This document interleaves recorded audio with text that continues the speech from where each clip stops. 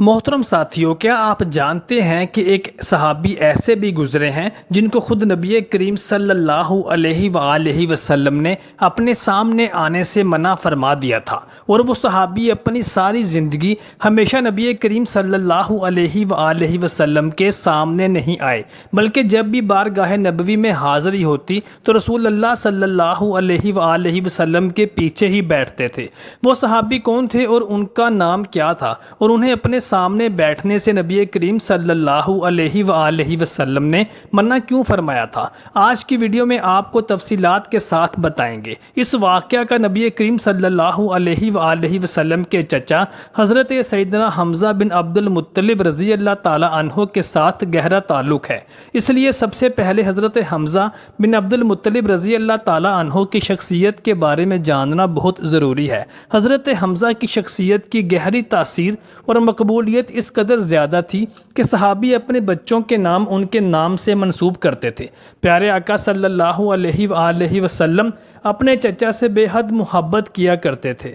ایک دفعہ ایک صحابی نبی صلی اللہ علیہ وآلہ وسلم کی بارگاہ میں حاضر ہو کر عرض کرنے لگے، میرے ہاں لڑکے کی ولادت ہوئی ہے، میں اس کا کیا نام رکھوں؟ تو نبی رحمت نے ارشاد فرمایا کہ لوگوں، میں اپنے چچا حمزہ سے محبت کرتا ہوں، لہٰذا انہی کے نام پر اپنے بچے کا نام رکھو۔ نبی آخر الزمان صلی اللہ علیہ وآلہ وسلم کی ولادت سے 2 سال پہلے آپ کے چچا اور رضائی بائی سید الشہداء شیر خدا حضرت سیدنا حمزہ بن عبد المطلب پیدا ہوئے۔ نبی صلی اللہ علیہ وآلہ وسلم کے رضائی بھائی اس طرح سے تھے کہ انہوں نے بھی حضرت ام ایمن رضی اللہ تعالی عنہ کا دودھ پیا تھا، جو کہ نبی کریم صلی اللہ علیہ وآلہ وسلم کو بھی ان کی شیر خوارگی کے وقت میں دودھ پلاتی رہی ہیں۔ آپ کی کنیت ابو عمارہ تھی۔ آپ نہایت حسین و جمیل، دبلے پتلے، چوڑی چھاتی اور دراز قد کے مالک تھے۔ آپ اپنے بھتیجے محمد صلی اللہ علیہ وآلہ وسلم سے بے پناہ محبت کرتے تھے اور ان کی حفاظت میں پیش رہتے تھے، بلکہ اگر یہ کہا جائے کہ ان کے سامنے ہوتے ہوئے کسی کافر کی جرت نہ ہوتی کہ نبی کریم صلی اللہ علیہ وآلہ وسلم کے خلاف کوئی نازیبا بات بھی بول سکتا۔ ایک دن کوہ صفا کے قریب ایک باندی نے حضرت حمزہ کو شکار سے واپسی پر روکا اور کہنے لگی، اے ابو عمارہ، اے حمزہ، کاش آپ پہلے آ جاتے۔ تھوڑی دیر پہلے ابو جہل نے آپ کے بھتیجے محمد صلی اللہ علیہ وآلہ وسلم کو گالیاں دی ہیں اور ہاتھا پائی بھی کی ہے، لیکن محمد صلی اللہ علیہ وآلہ وسلم نے کوئی جواب نہیں دیا اور چلے گئے۔ یہ سنتے ہی آپ جوش میں آ گئے اور تیزی کے ساتھ خانہ کعبہ کی طرف بڑھے اور سجدے ابو جہل کے پاس گئے اور جاتے ہی اس کے سر پر زور سے اپنی کمان دے ماری۔ ابو جہل کے سر سے خون کا فوارہ نکل پڑا اور ساتھ ہی فرمانے لگے کہ آج سے میرا دین وہی ہے جو میرے بھتیجے محمد صلی اللہ علیہ وآلہ وسلم کا دین ہے، کسی میں طاقت ہے تو مجھے روک کے دکھائے۔ اور بعض روایات میں یہ بھی آتا ہے کہ آپ یہ کام کرنے کے بعد نبی صلی اللہ علیہ وآلہ وسلم کی بارگاہ میں گئے اور جا کے عرض کیا کہ اے بھتیجے محمد صلی اللہ علیہ وآلہ وسلم، میں نے ابو جہل سے تیرا بدلہ لے لیا ہے۔ تو نبی صلی اللہ علیہ وآلہ وسلم نے ارشاد فرمایا کہ چچا، میں تو تب خوش ہوں گا جب آپ کلمہ پڑھ لیں گے۔ تو یہ سن کر حضرت حمزہ رضی اللہ تعالی عنہ آپ صلی اللہ علیہ وآلہ وسلم پر ایمان لائے اور کلمہ پڑھ لیا اور خانہ کعبہ میں جا کے اعلان کیا کہ آج سے میرا دین وہی ہے جو نبی محمد صلی اللہ علیہ وآلہ وسلم کا دین ہے۔ ہجرت مدینہ کے بعد آپ مدینہ تشریف لائے اور اسلامی لشکر کے پہلے علمدار بنے۔ 2 ہجری میں ہونے والی پہلی جنگ میں آپ نے بے شمار کافروں کو جہنم واصل کیا۔ مکہ کے مشہور پہلوان رکانہ کو حضرت حمزہ ہی نے ختم کیا تھا، جس کے بعد پورے عرب میں حضرت حمزہ رضی اللہ تعالی عنہ کی دھاک بیٹھ گئی تھی۔ رکانہ ایک نہایت طاقتور پہلوان صفت انسان تھا، جس کے بارے میں مشہور تھا کہ وہ ایک چمڑے کے اوپر بیٹھ جاتا اور شرط لگا کر کہتا کہ میرے نیچے سے چمڑا کھینچ لینے والے کو میں اتنے 1000 درہم انعام دوں گا۔ وہ سارا چمڑا پھٹ جاتا لیکن اس کے نیچے سے کھینچا نہ جا سکتا تھا۔ اس طاقتور اور مغرور شخص کو سیدنا حمزہ رضی اللہ تعالی عنہ نے ایک ہی وار میں جہنم واصل کر دیا تھا۔ 15 شوال المکرر 3 ہجری غزوہ احد شروع ہوا، جس میں کفار غزوہ بدر کا بدلہ لینے کے لیے مسلمانوں پر حملہ کرتے ہیں اور ان کا سب سے بڑا مقصد حضرت حمزہ رضی اللہ تعالیٰ عنہ کو شہید کرنا ہوتا ہے، کیونکہ جتنا نقصان غزوہ بدر میں کفار مکہ کو حضرت حمزہ رضی اللہ تعالیٰ عنہ نے پہنچایا تھا، کوئی اور نہیں پہنچا سکتا تھا۔ جبیر بن مطعم نے اپنے غلام وحشی کو، جو کہ نیزہ چلانے کا ماہر تھا، اس سے کہا کہ اگر وہ حمزہ کو شہید کر دے گا تو اسے آزاد کر دیا جائے گا اور انعام و اکرام سے بھی نوازا جائے گا۔ ابو سفیان کی زوجہ ہندہ نے بھی وحشی کو کثیر انعام کا لالچ دیا، کیونکہ ہندہ کے باپ عتبہ کو حضرت حمزہ نے ہی جنگ بدر میں قتل کیا تھا۔ چنانچہ وحشی نے حضرت حمزہ رضی اللہ تعالیٰ عنہ کو دھوکے سے، جب وہ کسی اور سے لڑائی میں مشغول تھے، اس نے اس دوران حضرت حمزہ رضی اللہ تعالیٰ عنہ کے پیٹ میں نیزہ مار کر بے دردی سے شہید کر دیا۔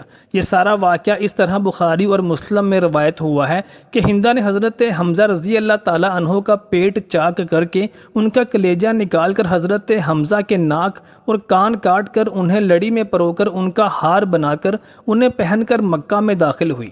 جب نبی صلی اللہ علیہ وآلہ وسلم نے اپنے چچا حضرت حمزہ کے جسم کو دیکھا تو آپ رونے لگے۔ آپ ان کے جسم کو دیکھ کر شدت غم سے آپ صلی اللہ علیہ وآلہ وسلم کی آواز بلند ہوئی اور فرمایا، حمزہ سید الشہداء ہیں۔ مسلمانوں ذرا ایک دفعہ اس منظر کو سامنے لائیں کہ جب سیدنا حمزہ رضی اللہ تعالیٰ عنہ کی بہن صفیہ کو پتہ چلا کہ ان کے بھائی حمزہ کو شہید کر دیا گیا ہے اور اپنے بھائی کا لاشا دیکھنے کے لیے آئیں، تو نبی صلی اللہ علیہ وآلہ وسلم نے ان کو اپنے بھائی کا لاشا نہ دیکھنے دیا، کیونکہ آپ کی لاش مبارک کا مسلح کیا گیا تھا اور پیٹ بھی چاک کر دیا گیا تھا۔ ایک چادر میں حضرت حمزہ رضی اللہ تعالیٰ عنہ کو کفن دیا گیا۔ چادر چھوٹی تھی کہ سر ڈھانپتے تو پاؤں ننگے ہو جاتے اور اگر پاؤں ڈھانپتے تو سر ننگا ہو جاتا۔ اللہ اکبر۔ حضور صلی اللہ علیہ وآلہ وسلم فرمانے لگے کہ سر کو ڈھانپ دیا جائے اور پاؤں پر گھاس ڈال دی جائے۔ تاریخ ابن جوزی کے مطابق یہ واقعہ یوں ہے، جسے ابن ماجہ اور مستدرک الحسن نے بھی ایسے ہی رقم کیا ہے، کہ جنگ بدر میں حمزہ رضی اللہ تعالیٰ عنہ نے جبیر بن مطعم کے چچا طعیمہ بن عدی کو قتل کیا تھا، اس لیے جبیر کو ان کے انتقام کی بڑی فکر تھی۔ جب احد کی تیاریاں شروع ہوئیں تو جبیر نے وحشی سے کہا کہ اگر تم میرے چچا کے انتقام میں حمزہ کو قتل کر دو تو تم آزاد ہو۔ آزادی کا نام سن کر وحشی فوراً تیار ہو گیا۔ وحشی نیزہ بازی میں نشانہ لگانے میں ماہر تھا۔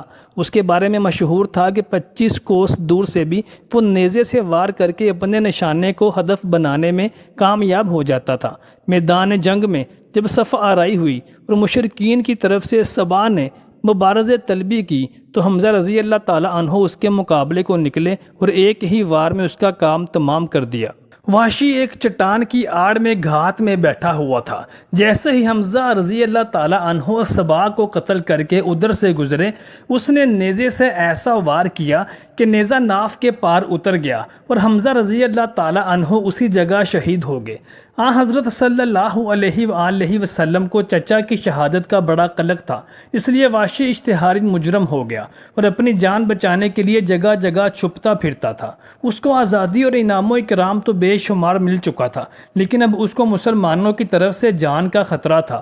المستدرک الحاکم کے مطابق اپنے مالک یعنی جبیر بن مطعم سے آزادی حاصل کر لینے کے بعد وہ مکہ کے کسی دور گاؤں میں پناہ گزین ہو گیا تھا، اور جب مکہ فتح ہو گیا اور مسلمان مکہ مکرمہ میں آ گئے اور نبی صلی اللہ علیہ وآلہ وسلم نے بھی مکہ مکرمہ میں اپنا شاندار خطاب فرمایا تو وحشی نے طائف میں پناہ لی۔ جب طائف کا وفد نبی صلی اللہ علیہ وآلہ وسلم کی خدمت میں جانے لگا تو لوگوں نے وحشی سے کہا کہ محمد صلی اللہ علیہ وآلہ وسلم نے فتح مکہ کے بعد عام معافی کا اعلان کیا ہے، یہاں تک کہ انہوں نے اپنی سگی بیٹی کے قاتل کو بھی معاف کر دیا ہے اور اپنے درینہ دشمن ابو سفیان کو بھی معاف کر دیا ہے، بلکہ اس کے گھر کو بھی باقی لوگوں کے لیے جائے امان قرار دیا ہے۔ یہ اچھا موقع ہے، تم بھی وفد کے ساتھ چلے جاؤ، کیونکہ رسول اللہ صلی اللہ علیہ وآلہ وسلم وفد کے سفیروں کے ساتھ برا برتاؤ نہیں کرتے۔ لوگوں کے کہنے سے وحشی ساتھ ہو گیا اور مدینہ پہنچ کر دفعتاً کلمہ پڑھتے ہوئے رسول اللہ صلی اللہ علیہ وآلہ وسلم کے سامنے حاضر ہو گیا۔ حمزہ رسول اللہ صلی اللہ علیہ وآلہ وسلم کے بڑے محبوب چچا تھے۔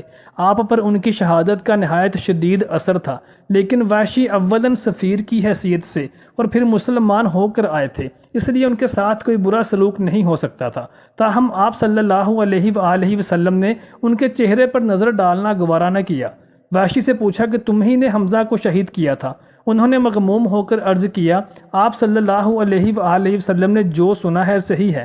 نبی صلی اللہ علیہ وآلہ وسلم نے ارشاد فرمایا، وحشی تیری معافی قبول ہے، پر اگر ہو سکے تو تم مجھے اپنا چہرہ نہ دکھلاؤ۔ وحشی تعمیل ارشاد میں فوراً ہٹ گئے، اور اس کے بعد بھی جب کبھی حضرت وحشی رضی اللہ تعالیٰ عنہ نبی صلی اللہ علیہ وآلہ وسلم کی بارگاہ میں حاضر ہوتے تو اپنا چہرہ آپ صلی اللہ علیہ وآلہ وسلم کو نہ دکھاتے، بلکہ نبی کریم صلی اللہ علیہ وآلہ وسلم کے پیچھے بیٹھتے۔ اللہ اکبر!